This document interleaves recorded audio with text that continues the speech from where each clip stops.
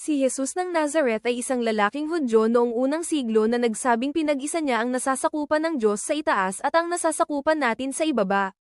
Tinawag niya itong pagdating ng mga kaharian ng Diyos. Inanyayahan ni Jesus ang mga tao na sumunod sa kanya upang makapasok sila sa makalangit na kaharian dito sa lupa sa kanilang pang-araw-araw na buhay. At iyon ang sinasabi niya sa koleksyon ng mga aral na tinatawag na Sermon sa Bundok. Ngayon, kung talagang naniniwala ka na ang makalangit na buhay ng Diyos ay magagamit dito at ngayon, mababago nito ang iyong pananaw sa halos lahat ng bagay. Kasama ang iyong mga ari-arian. Sa katunayan, sinabi ni Jesus na ang pinakamalaking hadlang sa pagdanas ng makalangit na buhay at presensya ng Diyos ay ang ating mga bagay. Ang salitang ginamit ni Jesus ay literal na nangangahulugan ng mga nakaimbak na bagay. Kaya ang aming imbakan, okay, oo. Ang ilang mga tao ay may maraming bagay, ngunit natural na mangolekta ng mga bagay. Ang mga bagay-bagay ay maaaring gawing mas madali ang buhay. Ang mga bagay ay maaaring magbigay sa akin ng seguridad. Ang mga bagay ay nagbibigay sa akin ng kalayaan. Bueno, sa palagay namin ay ganoon nga, ngunit hindi gaanong sinabi ni Jesus. Huwag itabi ang iyong mga gamit sa lupain kung saan naninira ang mga gamo-gamo at mga nibbler at kung saan ang mga magnanakaw ay pumapasok at nagnanakaw. Okay, pero paano kung protektahan ko lang ang gamit ko? Sige, ngunit ngayon ay mapupunta ang iyong pansin sa pagpapanatiling ligtas sa iyong mga gamit. Sinabi ni Jesus na ang magandang buhay ay dumarating kapag ang ating atensyon ay nakatuon sa ibang lugar. Mag-imba para sa inyong sarili ng mga bagay ng langit. Bagay sa langit. Ano ang bagay na ito sa langit? Well, ito ang uri ng mga bagay na napaka-secure na hindi ito maaaring banta. At iba ito sa mga gamit natin dito sa Earth. Ito ang mga bagay kung saan binubuo ang makalangit na kaharian ng Diyos. At kapag mas nakolekta mo ito, mas mararanasan mo ang kahariang iyon dito sa Earth. Sige, paano ako makakakuha ng ganoong bagay? Bueno, sinabi ni Jesus na mararanasan natin ngayon ang makalangit na kaharian ng Diyos, kapag mahal natin ang Diyos at mahal natin ang ating kapwa. Iyon ang masaganang karanasan ng kapayapaan at katuparan, ang mga sandaling pinagsasama ang langit at lupa kapag sinusunod natin ang mga turo ni Jesus.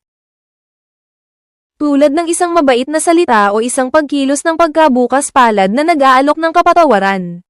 At pagpapakita ng pakikiramay oo mag-imbak ng ganoong uri ng mga bagay dahil ang mapagmahal na relasyon na ating nililinang ngayon ay tatagal sa panibagong paglikha at kung ano ang iniimbak natin ay may paraan ng dahan-daang paghubog sa atin sa imahe nito. Para sa mabuti o masama o mas masahol pa o gaya ng sinabi ni Jesus, kung saan naroon ang iyong mga nakaimbak na bagay naroon din ang iyong puso. Okay, kaya dapat kong ituon ang aking mga pag-asa at pagnanais sa kung ano ang talagang mahalaga. Tama. Sa katunayan, sa susunod, gumamit si Jesus ng matingkad na larawan upang ilarawan ang focus na ito. Ang ilawan ng katawan ay ang mata. Kaya't kung ang iyong mata ay mabuti, ang iyong buong katawan ay magliliwanag. Ang pariralang ito, magandang mata, ay ang figure ng pananalita sa Hebrew Bible para sa pagiging talagang mapagbigay, habang ang masamang mata ay isang metapora para sa pagiging maramo, pag-iimbak ng iyong mga gamit. Nagbabala si Jesus na ang masamang mata ang pinakamabilis na paraan upang sirain ang iyong sarili. Ngunit kung ang iyong mata ay masama, ang iyong buong katawan ay magdidilim. Kung ang liwanag na nasa iyo ay kadiliman, gaano kalaki ang kadilimang iyon? Yanks! Kaya siguro dapat kong ibigay lahat ng gamit ko. Siguro, minsan ay sinabihan ni Jesus ang isang mayamang tao na gawin iyon. Sa huli, ito ay tungkol sa ating mga prioridad. Dito, nagsalaysay si Jesus ng isang talinghaga. Walang sino man ang makapaglingkod sa dalawang Panginoon, sapagkat kapupuotan niya ang isa at iibigin ang ikalawa, o magiging tapat siya sa isa at hahamakin ang isa. Hindi mo kayang maglingkod sa Diyos at sa kayamanan.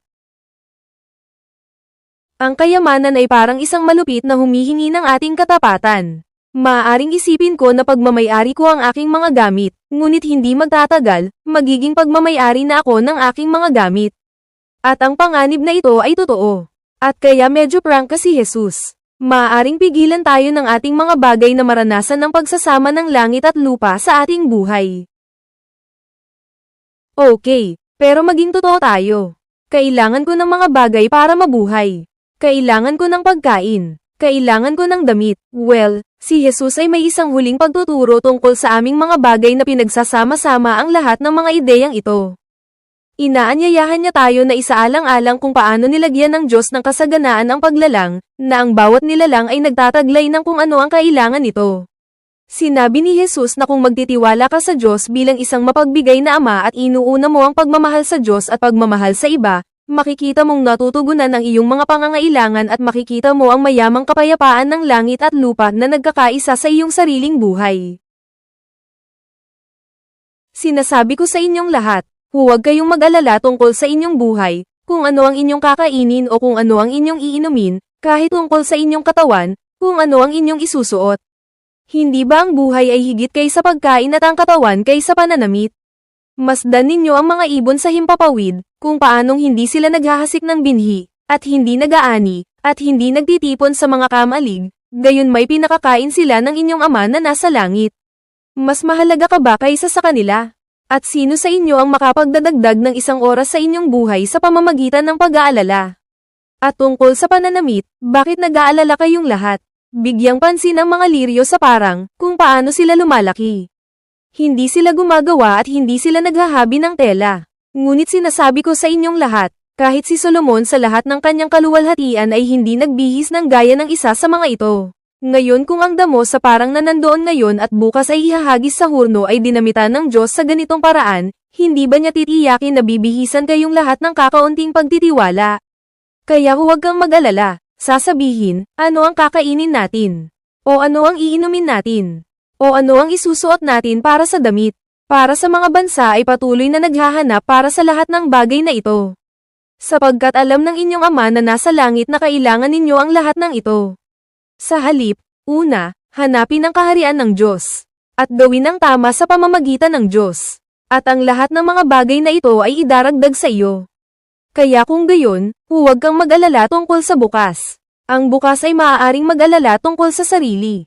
Ang bawat araw ay may sariling problema. O,